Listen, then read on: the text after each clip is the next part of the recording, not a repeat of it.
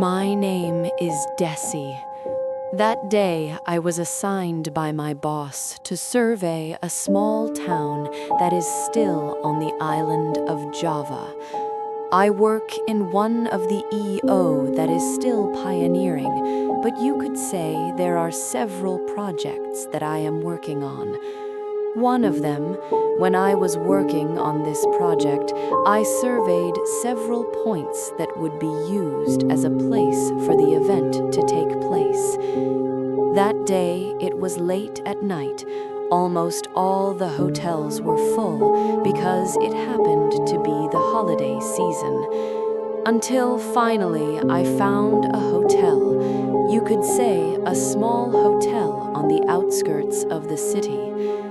At least I could rest in that hotel. It looks like a rented house from the outside, but in my opinion, it's an old-fashioned hotel, and the price is definitely cheap.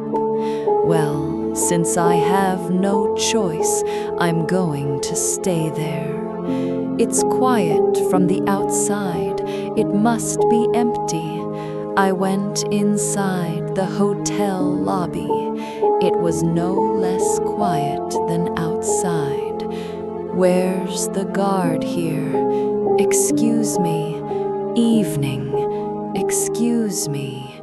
Until a hotel employee came out. He smiled at me and immediately said, "Want to stay?" I nodded. "Oh yes, I want to stay the night." There's an empty room here, right? Stupid question. Yes, there must be, I thought to myself. He then nodded. After completing the administrative process, I was given a room key. Don't expect the key to be like those in luxury hotel rooms that are card-shaped. This one is still a key with a hanger that has a room number made of wood. When I saw the room number 307 on the third floor, even though this is only one floor, the receptionist told me. I just went straight in, following the hallway and looking for room 307. I passed several rooms, one empty, two, then continued to number 3, and finally arrived at the room with the number 307 in front of it. It was very far. Inside this room, from room number 1 empty, and so on, until this. Is there anything inside? Who cares? The important thing is to be able to rest. Long story short, I arrived at my room. I opened the lock, and as soon as it was opened, the atmosphere of the vintage hotel room felt unique, a bit stuffy, because maybe the AC hadn't been turned on. I immediately turned on the AC to make the room cooler. I'm grateful that I can still rest. What do I expect with an affordable price like this? The furniture is old. There is a fairly large bed. There is a wooden wardrobe in it. There is a mirror attached to the wall facing the bed. I put my bag on the chair that is also available there. Then I lay down on the bed. The AC that is on slowly makes the room cool. I close my eyes because I feel very tired all day. I fell asleep until I heard the phone in this room ringing. Oh my God, where is the phone? It feels like when I came in, I didn't really notice the phone. Well, it turns out the phone was in the corner of the room. Near the window, there was a small cabinet there, a drawer, a nightlight, and there was a phone there. The phone kept ringing. I saw that it was already 1 a.m. I was hesitant to pick it up, but because it kept ringing, I was forced to pick it up. It felt impossible that there would be a phone call at night like this, and it wasn't important. I then picked it up. Yes, hello. There was no answer. Hello, but faintly heard a woman's voice with quite heavy breathing. She answered me, hello, hello, yes. Then the call was cut off. Was it the receptionist from earlier? I hung up the phone, and not long after, it rang again. Immediately, I picked it up.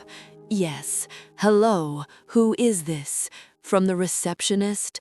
Hello, hello, and faintly heard a woman's voice again from the phone saying, "This is my room." Huh. I was silent. Hello, miss. What do you mean, miss? Hello. Wrong room, maybe, miss? This is room 307. Which room do you need to go to? Hello.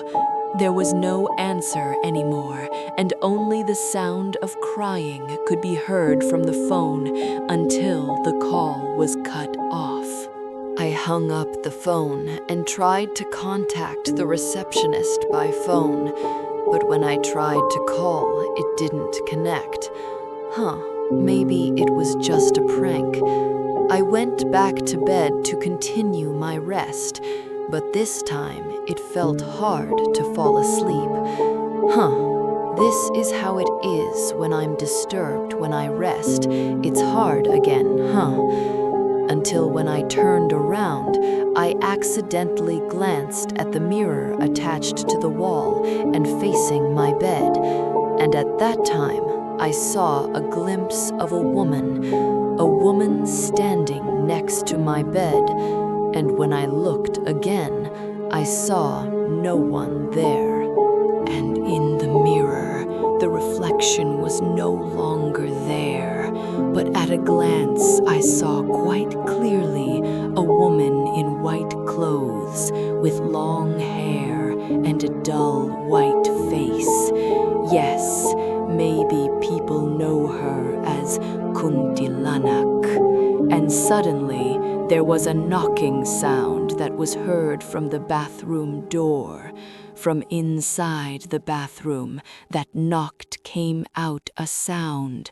The knock was not loud, as if without power, but it sounded repeated, and from inside the bathroom it echoed. Now the sound of a woman crying was heard.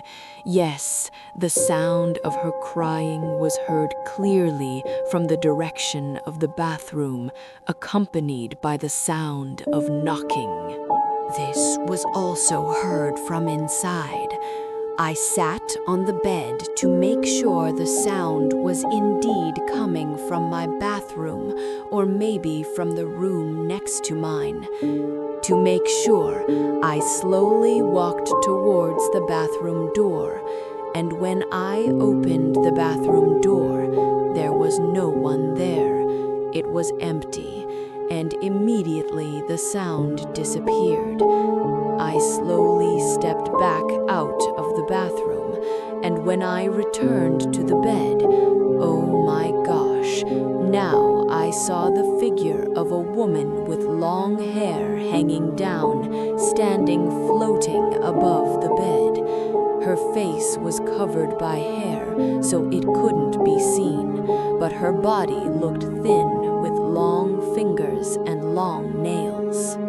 From the face covered by her hair, I saw her mouth open and her tongue sticking out. I immediately went out of the room door to go to the front. I ran in the corridors of this hotel building, but it felt like I was just going around in circles in the corridor. The feeling of not going this far towards the receptionist, like I was lost and couldn't get out. I just went around in circles, back to the same place. I kept running while reading a prayer in my heart.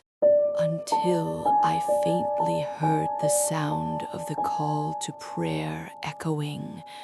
I tried to follow the sound until I arrived at the front room at the reception, when I saw the clock on the wall showed 5:30 in the morning. The reception was quiet at that time. There was no one. Maybe they were resting. I sat on the chair in the reception waiting room and decided to spend my night there. The next morning, I woke up. The sun was already shining.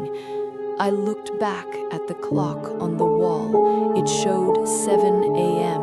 in the morning. I was woken up by the receptionist who was there last night and asked why I was in the lobby.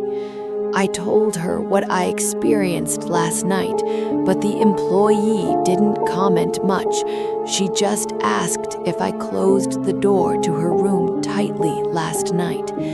As far as I remember, I had closed it tightly, but I didn't lock it. But when I ran out of the room, it seemed like the door was already open. The employee said that when staying here, it is better to close the room door tightly and lock it from the inside. I don't know what he meant, whether this is related to what I experienced or not. What is clear is that his answer doesn't explain anything. I can only conclude that the room I'm staying in is haunted. Luckily, I only stayed there for one night, and one question before I said goodbye and checked out of the hotel was whether the other rooms were occupied. The person nodded and said yes, even though at a glance I saw that only my name was filled in the guest book. Okay, friends, that's all for this story. What do you think about this story? Write your comments in the comments column. For friends who have just joined, don't forget to like, comment, share, and subscribe to this channel. And wait for the next horror stories on the Jump Scare Story channel. Bye.